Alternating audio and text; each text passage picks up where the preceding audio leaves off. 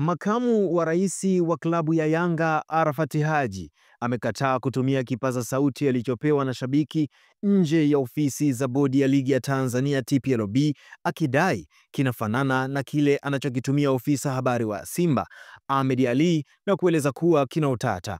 Arafat alikabidhiwa kipaza sauti hicho na mmoja wa mashabiki wa Yanga waliofika kwenye jengo la NSSF Mafao House jijini Dar es Salaam leo Juni 9 mwaka 2025 kushuhudia uongozi wa klabu hiyo ukihudhuria kikao kilichoitishwa na TPLB kuhusiana na mchezo nambari 184 dhidi ya Simba. Hata hivyo, Arafat alikataa kukitumia na kusema kwa ufupi, iko kitatuharibia, iko kina skendo hatukitaki. Yanga oye! Basi siku zote daima mbele, nyuma mwiko. Daima mbele, nyuma mwiko. Daima mbele, nyuma mwiko.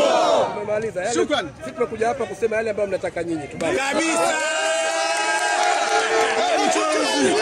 Katika kikao hicho kilichoanza saa 4 kamili asubuhi na kuhudhuriwa na viongozi 7 wa Yanga wakiwemo 5 wa juu na wanasheria 3, klabu hiyo iliwasilisha msimamo wao wa kutoshiriki mchezo huo unaotarajiwa kuchezwa Juni 15 mwaka 2025.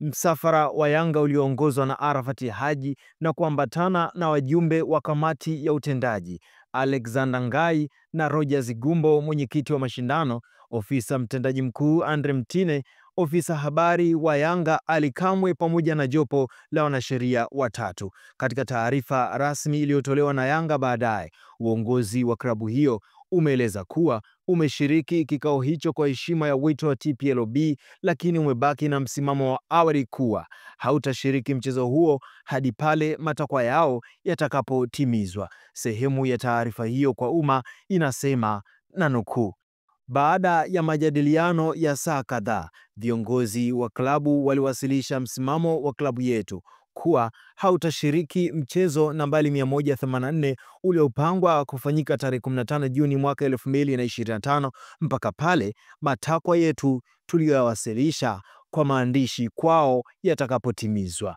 Mwisho wa kunukuu. Yanga haijataja wazi matakwa hayo, lakini imeeleza kuwa yana lengo la kulinda maslahi mapana ya maendeleo ya mpira wa miguu nchini. Kwa sasa macho na masikio ya wadau wa soka yapo kwa TPLB na TFF wakisubiri uamuzi utakaofuata kuhusu hatima ya mchezo huo mkubwa wa watani wa jadi.